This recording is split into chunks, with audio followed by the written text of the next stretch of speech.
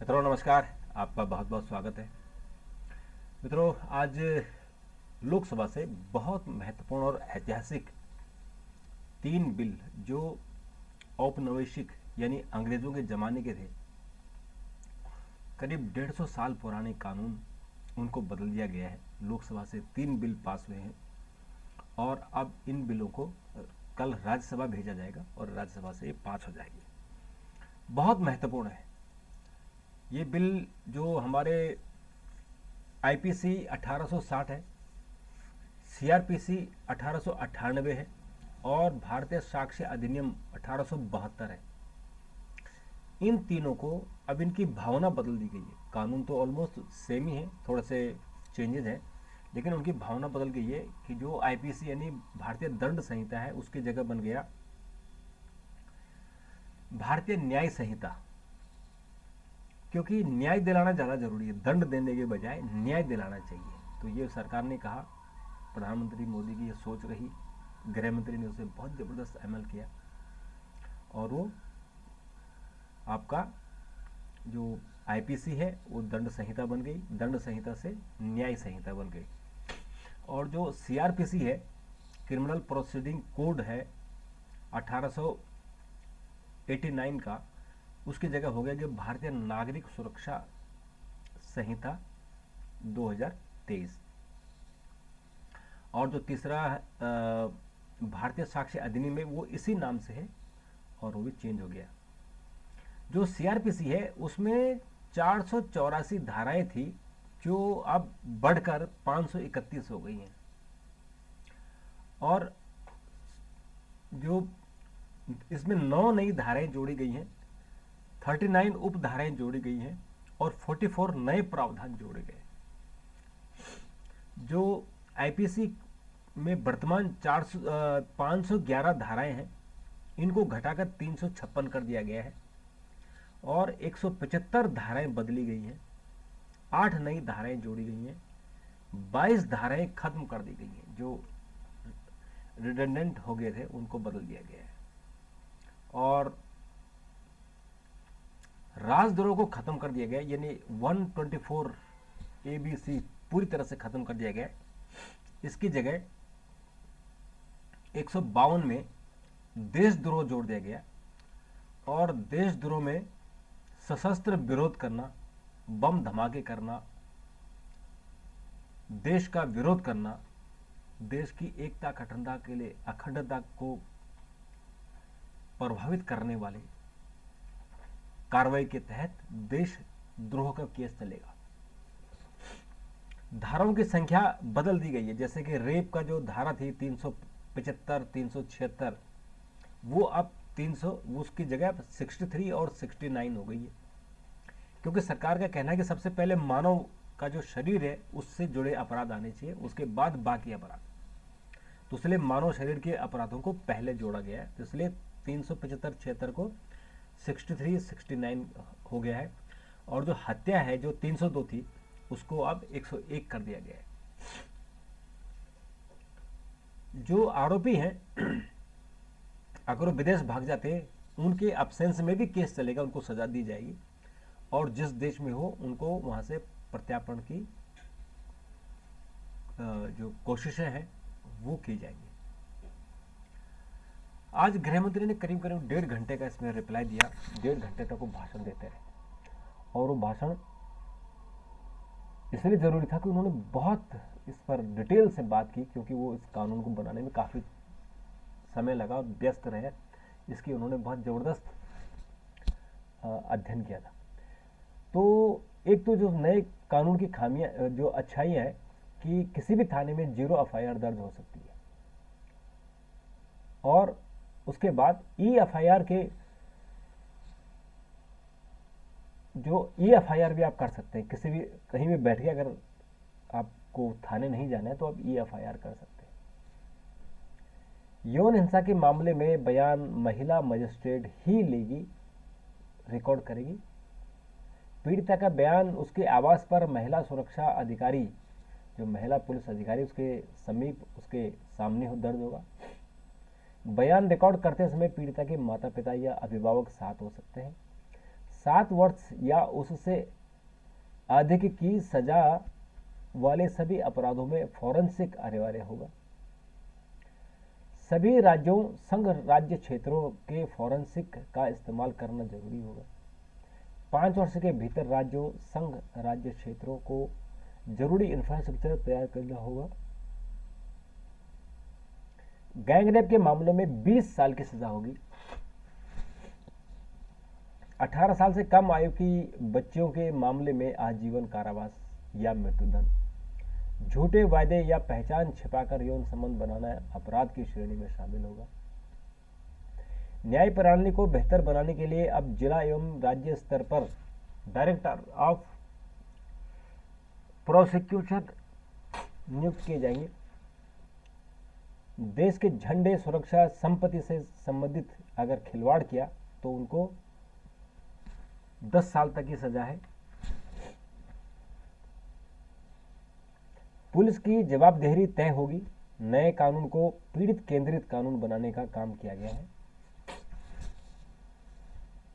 आतंकवाद के खिलाफ जीरो टॉलरेंस की पॉलिसी रहेगी। कानून में ऐसी व्यवस्था की गई है जिसके कोई भी आतंकवादी बच नहीं पाएगा। शिकायत मिलने के 3 दिन के भीतर एफआईआर दर्ज करनी पड़ेगी। 14 दिन के भीतर प्रारंभिक जांच करनी होगी। जांच की रिपोर्ट 24 घंटे के भीतर मजिस्ट्रेट को सौंपनी होगी। 180 दिनों से अधिक की देरी नहीं की जा सकती है। अगर जांच अभी भी लंबित है तो अदालत विशेष अनुमति लेनी होगी। न्यायाधीश 45 दिनों से अधिक समय तक फैसला सुरक्षित नहीं रख पाएगा। इन्हें उसे 45 दिन से पहले अपना फैसला सुनाना होगा। ऐसे अपराध के मामले में एफएसएल टीम का दौरा अनिवार्य होगा जहां सजा 7 साल से अधिक है। जब आरोपियों को बरी करने के लिए याचिका दायर करने के लिए 7 दिन का समय मिलेगा। जो आरोपी है अगर वो बरी हो गए तो उनके खिलाफ अगर आपको अपील करनी है तो 7 दिन के अंदर करना पड़ेगा। न्यायाधीश को उन 7 दिनों के दौरान सुनवाई करनी होगी और अधिकतम 120 दिनों तक ये मामला चल सकता है, इससे ज्यादा नहीं। यानी अपील के और बरसों बरसों अपील में लगे, ऐसा नहीं होगा। ये बेसिकली इसमें आमूल चूल परिवर्तन किए गए हैं। और गृहमंत्री ने कहा कि व्यक्ति की स्वतंत्रता, मानवाधिकार, इन सब के साथ समान व्यवहार जरूरी है। और उन्होंने कहा कि मानवाधिकार, आतंकवादियों के लिए कोई मानवाधिकार नहीं होगा। उन्होंने ये भी कहा कि दया का पात्र भी आतंकवादी नहीं होगा। और उन्होंने ये भी कहा कि जो लोग, इस कानून में प्रोविजन किया गया है कि दया याचिका, जो आदमी जेल में बंद है या जो माफी नहीं मांगता, जो रिग्रेट नहीं कर रहा है, उसको दया का भी वो पात्र नहीं, अगर उनके बदले कोई और दया याचिका दायर नहीं कर सकता है।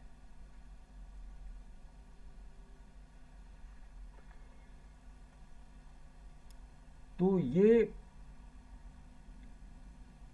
जबरदस्त कानून है। इन कानूनों को ध्वनिमत से पारित किया गया है। अंग्रेजों के बनाए हुए थे, अब इनकी जगह नए कानून आ गए।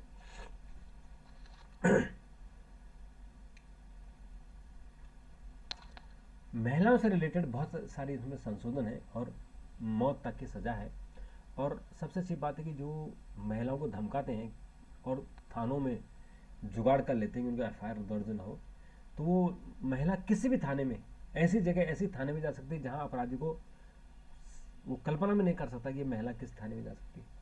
वहां जाकर 0 एफआईआर दर्ज करके और उसके बाद वो फिर तब उस थाने में जहां वो रहती है वहां वो ट्रांसफर हो जाएगा। तो 0 एफआईआर कहीं भी दर्ज हो सकती है।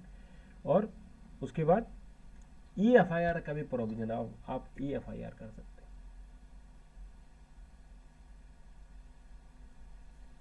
तो मित्रों, ये आज बहुत इंपॉर्टेंट आज बिल पास हुए हैं। इसके अलावा 2-3 बातें और कर ले।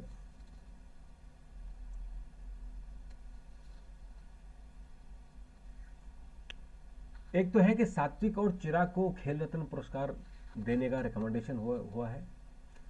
और जो शमी है, शीतल है, उन्हें अर्जुन पुरस्कार दिया जाएगा टोटल 26 लोगों को। तो आज सरकार ने अवार्डों की घोषणा कर दी है और पैरा एशियाई खेलों के चैंपियन तीरंदाज शीतल देवी को 26 खिलाड़ियों को अर्जुन पुरस्कार। शीतल अगर आपको याद हो, उसके हाथ नहीं है, वो पाँव से तीर चलाती है और उसने कई मेडल जीते हैं और वो ओलंपिक भी खेलने जा रही है। ऐसी प्रतिभाशाली बच्ची को अर्जुन पुरस्कार सरकार ने देने की घोषणा की है। और चिराग शेट्टी और उनके जो जोड़ीदार हैं सात्विक, इन दोनों को खेल रत्न दिया जाएगा। मोहम्मद शामी, इस वर्ल्ड कप में आपने देखा होगा उन्होंने ज़बरदस्त परफॉर्मेंस दी और लगातार मैच जीते, केवल फाइनल हम हार गए और फाइनल में भी इनकी परफॉर्मेंस बहुत अच्छी थी, तो इनको अर्जुन पुरस्कार दिया जाएगा। डोनाल्ड ट्रंप चुनाव नहीं लड़ पाएंगे, अमेरिकी राष्ट्रपति, ये चुनाव लड़ने के अयोग्य घोषित कर दिया गया है इनको। राज्य के कोलोराडो के सुप्रीम कोर्ट ने इनको अयोग्य घोषित कर दिया।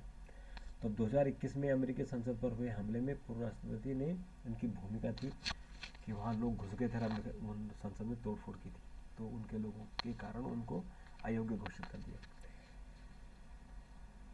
जो हमारे उपराष्ट्रपति हैं, राज्यसभा के सभापति हैं, उनकी मिमिक्री को लेकर आज मामला बड़ा तूल पकड़ा। राष्ट्रपति ने ट्वीट किया और कहा कि वो बहुत व्यथित है। उसके बाद प्रधानमंत्री ने उन्हें फ़ोन किया, फिर राजनाथ सिंह ने कहा कि ये निंदा है, फिर ओम बिरला उनसे मिलने चले गए। तो इस मामले को एक मेरे हिसाब से तो बहुत बड़ा मामला नहीं था ये, लेकिन इसको बहुत बड़ा बना दिया गया और उसको किसान और जाट समुदाय से जोड़ा गया। तो उपराष्ट्रपति ने कहा कि मैं अपनी बेइज्जती बर्दाश्त कर सकता हूँ लेकिन पद की नहीं।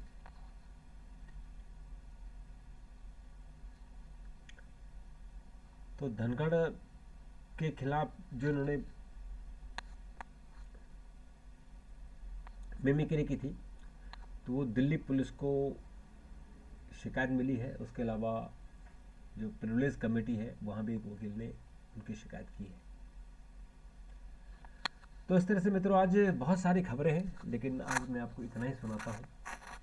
कल अगर आपकी कोई और सुझाव हो तो सुझाव जोड़ दीजिएगा, मैं उस पर और वीडियो बनाने की कोशिश करूँगा। तब तक के लिए नमस्कार, थैंक यू, धन्यवाद। आपका दिन शुभ रहे। थैंक यू, धन्यवाद।